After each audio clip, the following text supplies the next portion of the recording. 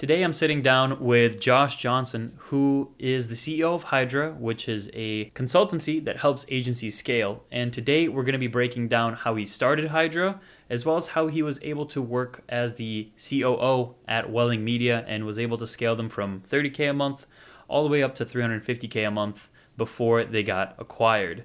You don't want to miss this one if you're in operations. And with that said, I'm Nikita from aspectagency.com, and let's get into the podcast. Josh, what's going on? Welcome to the Scaling E-commerce podcast. Glad to have you on board. Thanks for having me, man. Excited to be here. Yeah, you were actually one of the first few people that I met in Nashville, and you were very hospitable when I first met you, and it was very nice to meet you way back in August, and now our friendship has blossomed into a point where I can have you on the podcast. Yeah, man. We're always a big fan of, as I was kind of growing within our agency, as I was getting into my own entrepreneurial journeys, like one thing that I always noticed is that there were a few people that were always really great on getting me plugged into networks, getting me plugged into the circle that I wanted to be. And so it's been something that I've been trying to do more of, like, kind of pay it forward of, this is like essentially how I, got my footing. And people like Eddie Maloof, people like Nick Shackelford, Jordan Menard, like all these guys made, a ton of introductions for me and invited me places, invited me to their events, like all this stuff, like when I was just getting started. So, and it had a huge impact on me. And so now I'm, able to do that for a lot of other people. And so that's kind of the, where I got it from. It's like great people before me were doing the same thing. So want to make sure to continue to pay it forward to people that are, new in town or new in the industry, whatever it is. Right. So happy to do it. Yeah. I try to do the same thing whenever someone's either new to the industry or need a connection within like a specific space, making those email intros, or if they're just coming into town and I know it would be a beneficial connection, set up a dinner or something. So all good things there. But we're mainly here to talk about your e-com experience. Right now, you're more of a consultancy. So you stepped away from the agency space itself. You're now an agency for agencies. That's right. Yes. Yeah, it's like the consultants for consultants, coaches for coaches type of thing, Yeah, but I mainly want to talk about like your day-to-day experience when you were at Welling Media. So I remember before the call, you mentioned that you joined Welling Media when they were at $30K a month, and you were able to help scale them to $350K a month.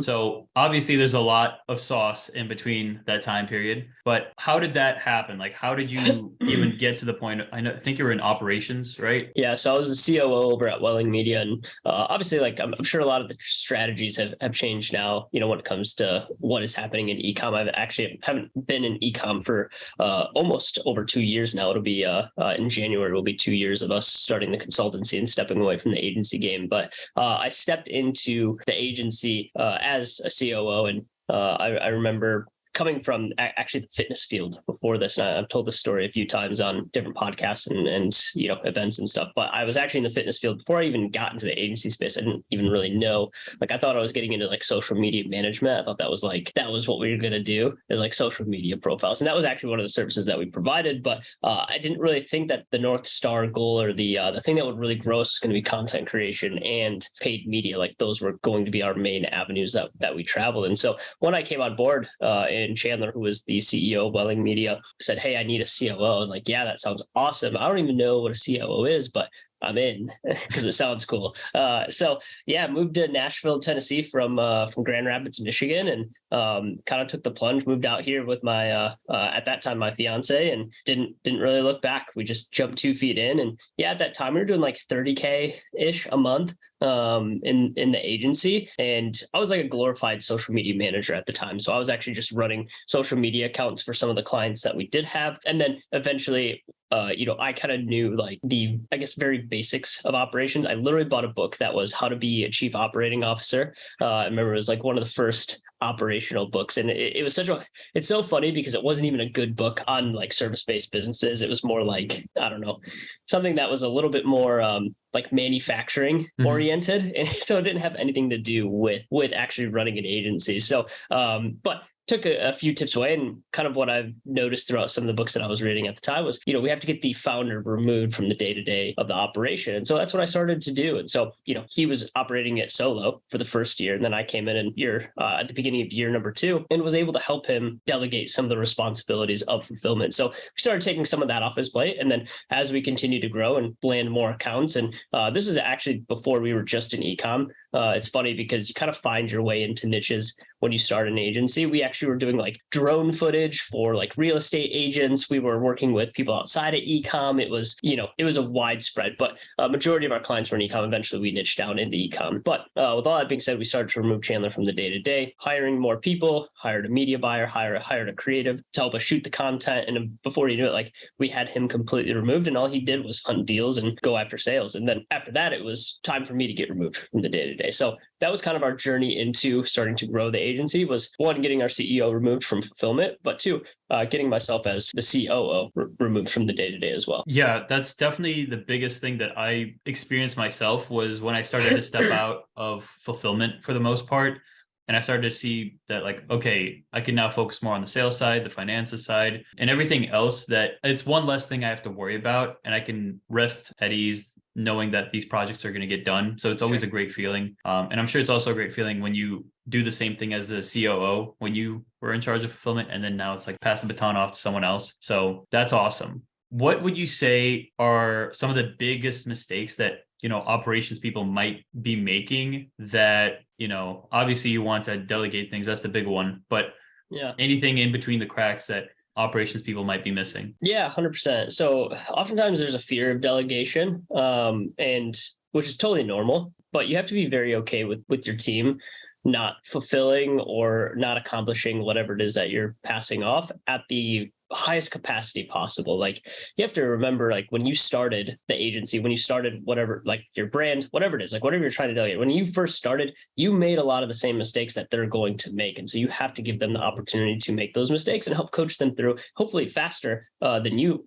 were able to learn it, but be able to coach them through mistakes and be able to get them the resources they need to continue to grow and expand in their, in their craft. And so without that though, it's so hard to actually delegate, because CEOs think that they have like this magical power of like, I know how to do everything perfectly right, and no one else can possibly learn what I've learned, right? Which is like the biggest myth of them all. It's like, no, like everyone is very capable of learning what you learned. Like, you're not some magical unicorn that, just knows the secret sauce and no one else can figure it out.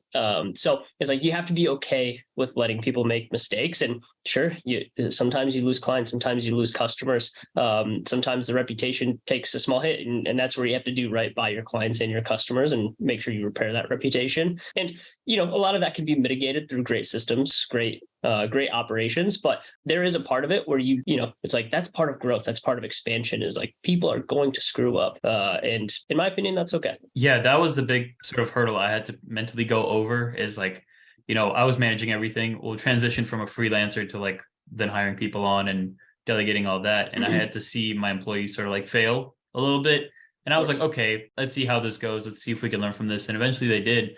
And now they've surpassed me in my skill set. Like, and that's the best. That's when you have a great team in place, is when they surpass your skill set, and you're like, oh shoot, like, that's incredible. Like I didn't even know that. I love those moments of like, shoot, like, the sensei, or what is it, the passing the master or whatever. Yeah. The apprentice passing the master, or the sensei, right? So that's one of my favorite things. Good feeling. Yeah. So when it comes down to it, is there a specific like time period you give new people before, how many fuck ups does it take before, they start to? Yeah, good question. Normally we follow like some sort of like 3-strike rule when it comes to, people messing up really badly. Normally that first time is like, hey, like, here's the mistake we made. Like, this is what we need to fix. And, obviously like, this is the time that we want to fix it in. And normally like that first conversation is enough, but like sometimes like things just aren't addressed. And so don't be afraid to address those things. And I always say, like, bring the velvet hammer of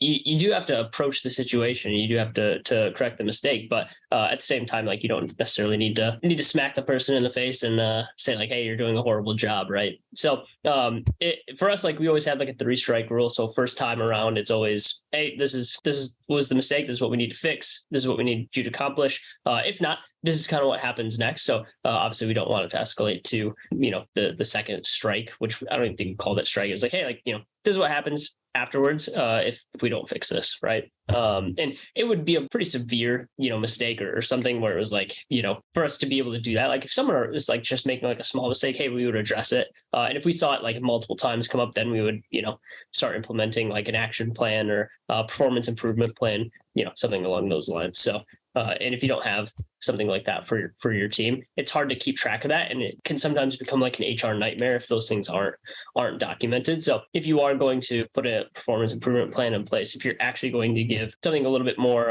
actionable, it's good to have those things documented so you have a paper trail of it. That's actually a good one. I'll have to start implementing that. But I had a thing where, even if the employee, or every time we brought on a new employee, I would always tell them like first day, or at least after they pass the interview, like, I don't care if you fail. It's okay to fail as long as it doesn't happen again. Sure. And obviously some mistakes do happen again from time to time, and that's okay. But for the most part, as long as you've learned from that mistake, that's okay, because then you're getting better as a person. Like, I've failed my way up to this point, Sure. Same. That's the way it goes. Anyway, I was going to transition this into the Hydra, like how you transitioned from Welling Media. I know you had an exit within the business, and you then transitioned into managing this consultancy and then eventually having a partner in the consultancy. So how did that even come to be? Yeah.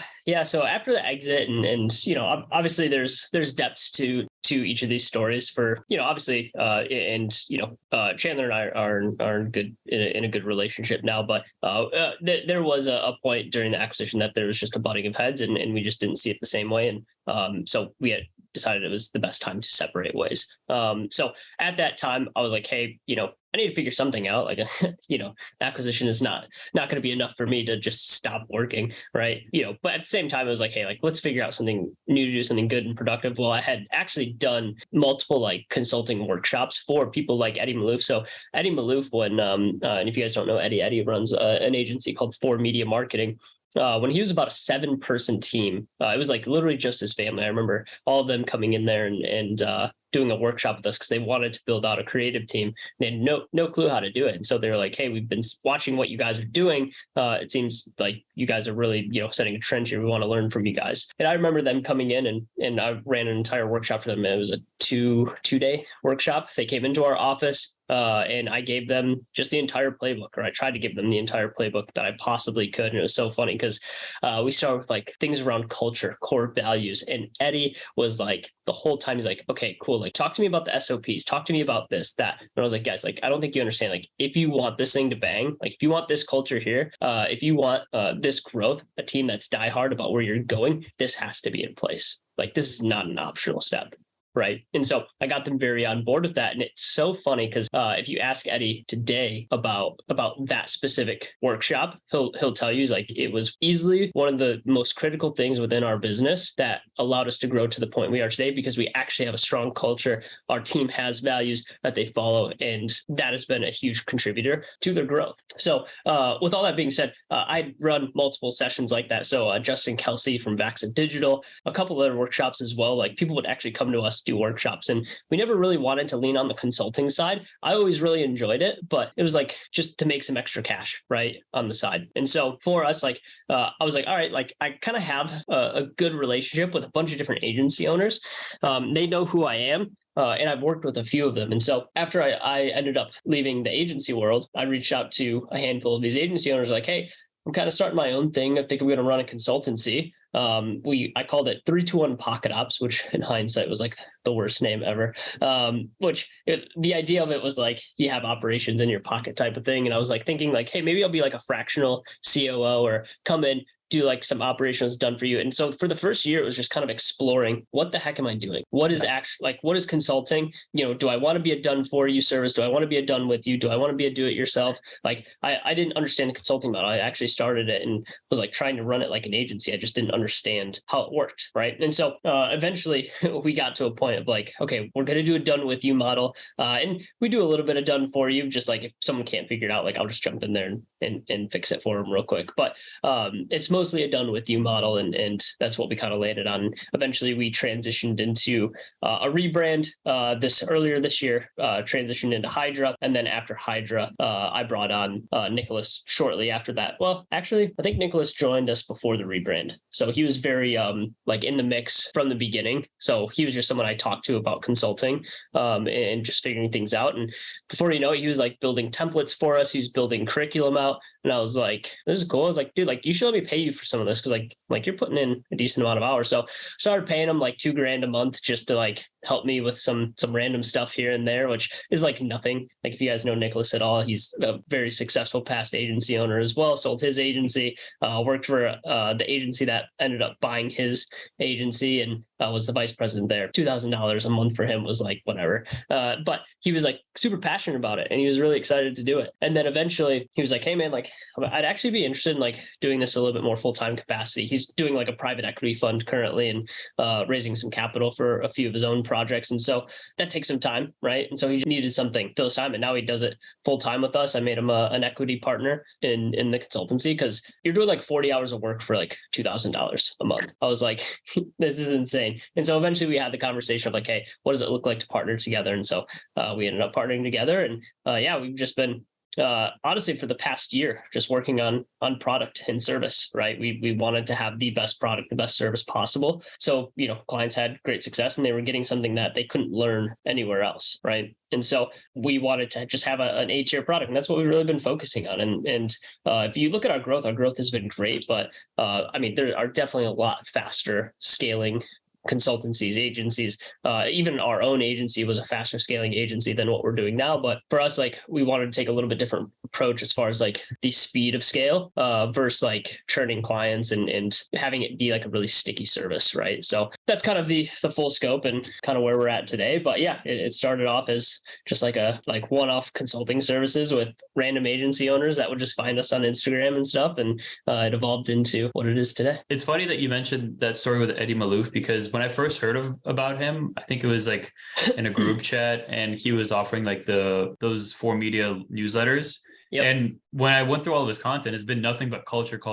So it's funny that you mentioned that beforehand, It was nothing like that. Yeah. Well, that's the biggest thing was, you know, they were like just moving into their first office. They didn't really have a culture yet. They were just figuring things out themselves. And so at that time, it was kind of cool to see them evolve so quickly. Now they're far past anything that I ever did with my agency. I mean, they're running a very successful agency. They got 100+ employees across all over the world now. It's absolutely insane. It's quite the fine-tuned operation. So you know, they've definitely surpassed my knowledge level when it comes to the size of agency. And they've got great operators, they got a great team, but that all stemmed from a great culture, right? And that's what we can kind of take from that lesson is like, you know, if you don't invest into culture, if you don't invest into team, it's going to be really difficult for you to scale, because you know, the team won't be as bought in, and chances are those people will churn out and just find a different job. So, and he's had a lot of the same team since he came and consulted with us almost 2.5 years ago. Yeah, that's definitely interesting. And I kind of want to brush on culture a little bit before we end. Culture is such a very abstract term when it comes to agencies, because some of them are remote, like ours is fully remote. Some of them are half remote, half office.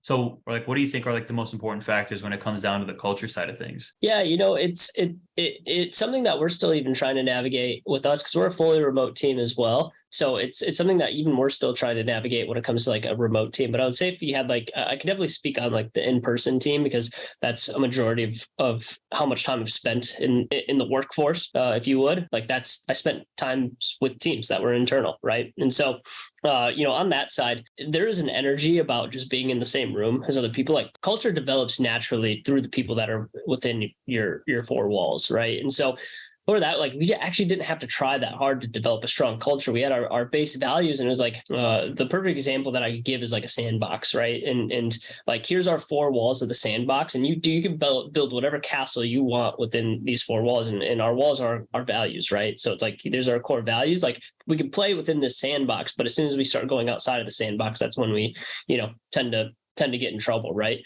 Like we leave our safety zone. And so it's like, hey, build whatever skyscraper, build whatever you want, within the sandbox. But, if we start moving outside of our values, then, that's where the problems tend to hit. And so what's great is like people take those values and they mold them into culture, right? Which once again, very very pie in the sky type analogy there, but that's truly what it is. Like culture is made up of the people within, but you do need those frameworks. You do need those guiding rails of having some sort of values in place, so you guys can make decisions based off of those things. You can hire, fire, promote within simply off of values, right? And so that's where I think it starts. I think it starts there, and then culture is developed by the people within the business. Yeah, it's funny that you mentioned that, because I remember like a year ago or 2 years ago, I implemented you don't see it, but there's like a framed piece of paper that has all the mission, vision, and principles that I have for the business. Yeah.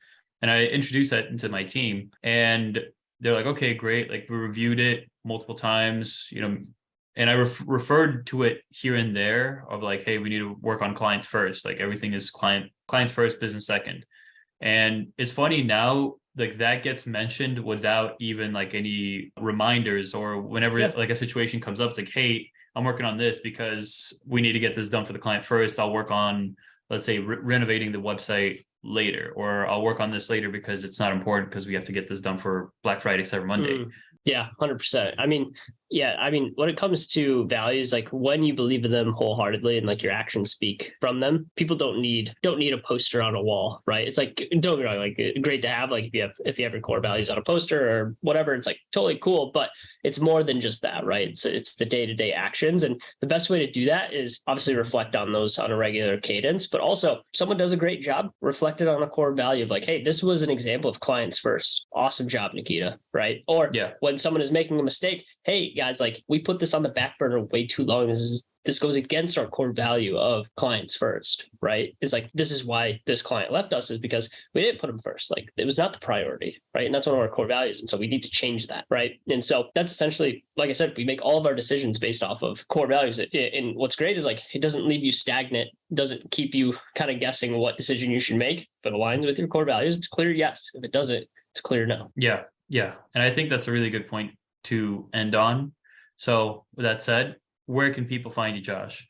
Yeah, you can find me pretty much on any social platform, I think at this point, at Joshi Kobayashi. So JOSHY KOBYASHI on pretty much any social platform. So we got YouTube, we got Instagram, Twitter, TikTok, all the good ones. So fantastic. Yeah, man. Well, it was a pleasure having you on. And I'll see you whenever in person, I guess. Sounds good, man. Yeah, we're going to get the workshops going back up in December. So we'll be doing a monthly workshop. So I'll definitely let you know when that's getting launched again. People of Nashville in the agency space, follow Josh for the monthly workshops. Yeah.